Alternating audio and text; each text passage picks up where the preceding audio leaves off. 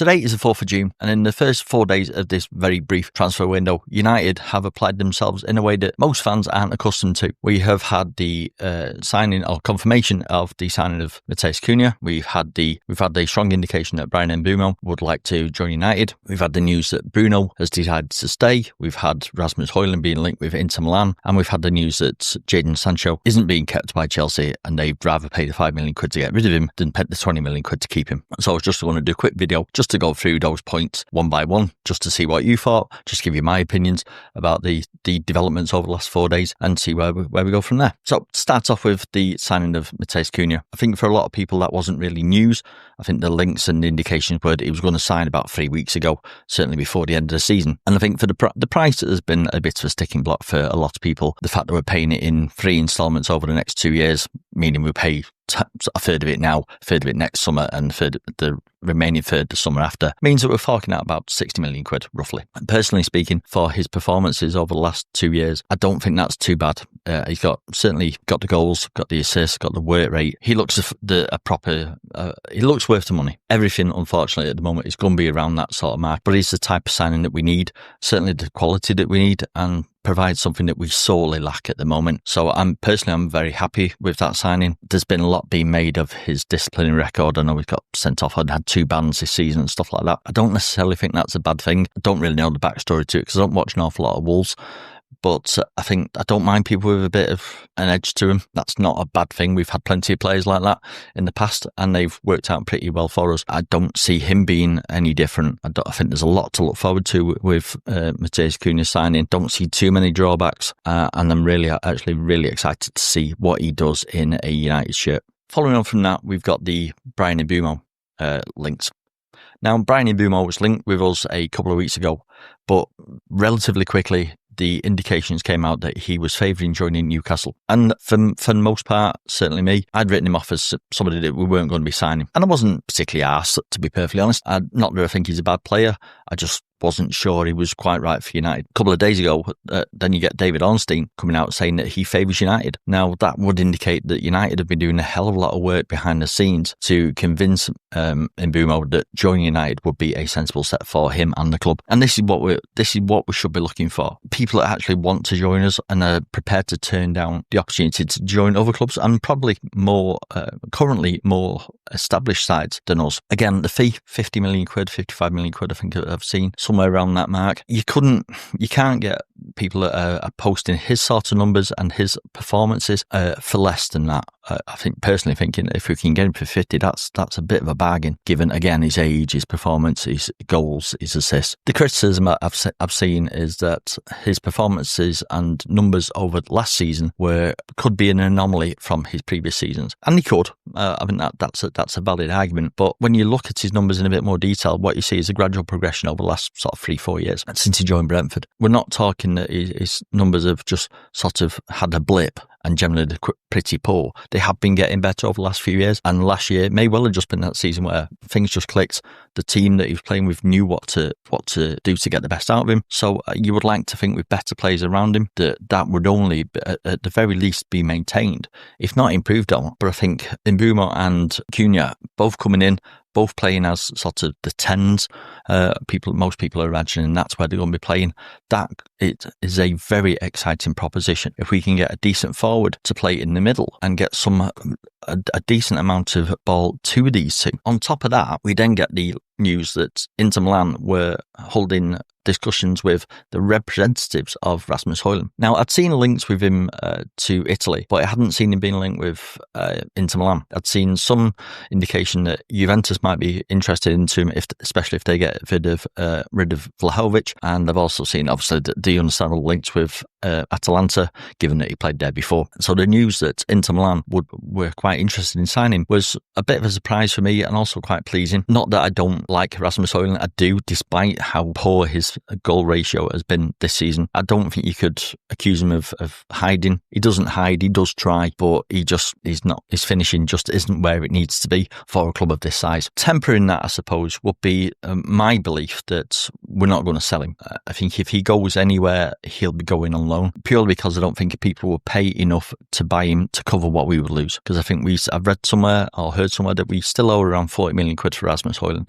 Nobody's paying that, especially on the back of the season he's had. He might have done last season, but on the back of the current season just finished, nobody's going to be paying anywhere near 40 million quid. So I think the best we can hope for is send him out on loan, see how he does. You never know, he may well have a good season. In an easier league, he might rediscover his goal-scoring form, which can either put him in the shop window and have people want to buy him, or make him sort of more of a likely prospect to bring him back in, see how he does as understudy to a more established striker or more experienced striker, and then see where we stand in sort of 2 years' time, because he will still have a year on his contract and we could still sell him then and make a profit, because what we would owe on him would be down to something like about 15 million quid. So I don't see him going on a permanent move, primarily because nobody's going to pay it. But I do think a loan would be very good for him and very good for us. We'll just have to wait and see.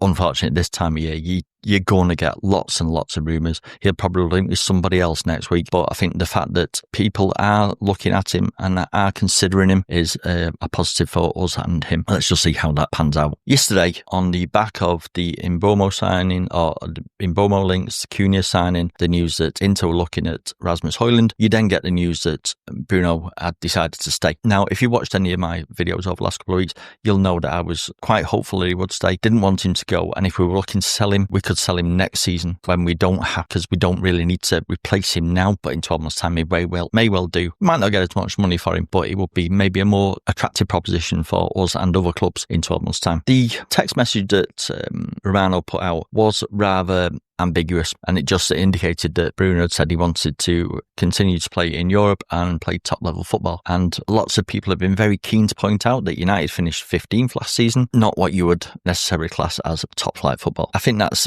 as much mischief making as anything else. Romano is Italian anyway. I think his use of English language is, don't get me wrong, it's far better than my Italian, but I think it does leave space for vagueness when there doesn't necessarily need to be. And people will jump on that because that's unfortunately the culture that we're living in, where everything is made into something it's not. For me, I read that as he isn't going anywhere. He doesn't want to go to Saudi. He's happy to stay where he is, having discussed it with his family and stuff like that, and having turned down Bryan last year. For me, I think he's staying. I think United are quite happy with that. I think he's quite happy with that. And I think they'll evaluate stuff as things progress, as you would do with anybody who's over 30 anyway and coming to the last couple of years of his contract. That would make sense to me. But from my point of view, I'm very happy that he's decided to stay. It does mean we've got a bit of a conundrum about where he's going to play. Having signed 2 10s, it does mean that his space at 10 would be rather limited. But it may well be that he's just going to be one of the 4 that is capable of playing at number 10, but his main position is going to be as the 8, depending on how we play and if we can get the structure and the ideas into the rest of the side. That might not be a bad thing. People have criticised his performances at 8 this season. Some have been good, some have been bad, some have been a bit indifferent, but that's because positionally he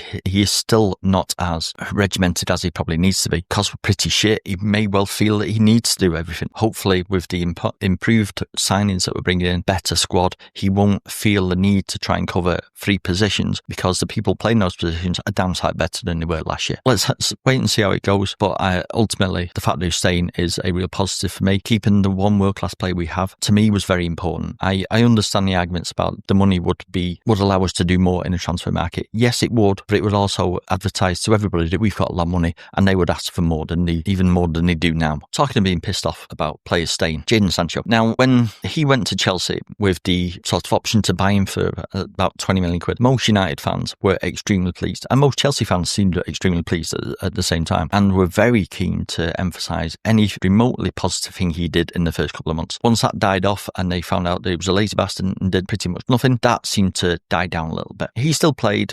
He had it didn't seem to get picked very much in sort of the middle of the season, but seemed to again refind his place coming to the end of it, helped him win the Conference League, scored in the final. Most people, me included, felt that Chelsea would probably buy him just to sell him on. That was my expectation. I don't think they really wanted him necessarily, but I thought they probably thought they could buy him for 20 and sell him for 25. What happened there apparently is that Chelsea wanted him to take a drop in his wages. He wanted Chelsea to match his United wages, which they were never going to do because they're astronomical, and because of that they walked away. Career suicide for Jadon Sancho, and a damning indictment of how he's perceived in football when a club of Chelsea stature is willing to pay 5 million quid to get rid of him, which is essentially what they've done. Where that leaves him, I don't know. Nobody's going to pay the wages he's on at United. United have already said he's not going to be reintegrated into the squad and they will be looking to find a transfer for him. He's not going to get anything approaching the wages he's on at the moment. The money that we're going to get from him is going to be peanuts in comparison to what we paid for him, but I don't see this as being a long-term solution. He is not going to be here for another 12 months. If he's here at the start of August, I'll be very, very surprised. It's a temporary situation because he's essentially got nowhere else to go, but I think United will be, and probably have been, in fairness. They've probably known that this was on the horizon given his demeanour, so I would be very surprised if United haven't been working on this in the background over the last couple of months to look at possible options about what they could do with him if he comes back. Germany seems like the logical place for him to go because he's familiar with the football and it seems to suit him better. If he's money orientated, Saudi might be an option for him. I don't think any Premier League side or any top Premier League side is going to touch him. Liverpool ain't, City ain't, we're not, Chelsea don't want him. Villa, Newcastle possibly, because more money than sense with Newcastle, and Villa will want some big name. I don't really give a shit where he goes. I'm just glad to hear that United have said, well, you're not coming back here. We're not making any more attempts to integrate you into the side. Sort yourself out. I'm really pleased to hear that because that's exactly what we should be doing. But all in all, you've got to say, for 4 days into a 2-week transfer window, United's business has been pretty impressive. If this is an indication of how they're going to be in the proper transfer window, when that opens, that could bode really well. We do need to get people out the door now. Having signed 2 people with the indications are that we need some more money to buy the forward that we need, people need to go. And this is going to be the frustrating thing for us because we're waiting on other clubs to do something, and until they do, we can't. I don't see Barcelona being particularly prompt at signing Rashford, and if they do, they'll try and get him on loan. Anthony might be the easiest one to move on. Sancho is going to be any port in a storm. Nobody really gives a toss. And a lot of the other sellings that we need to do, it's going to be dependence on other people who are probably going to wait until July at the very least for the new start of the new sort of PSR time frame. We're just going to have to be patient, I think, over the next month or so, see how things pan out, hopefully, and I would fully expect United to be working on deals in the background that they can then announce early in July so we can then get our stuff done. I'm hoping that we've already contacted the striker that we want or the keeper that we want and are just telling them to sit tight until things have been sorted. That's my hope, but I think the first 4 days of a summer transfer window have been very impressive for United, and it leaves me with feeling quite optimistic about the rest of the summer. All right, thanks for watching. Like, subscribe, all that sort of stuff, and I will see you in the next one.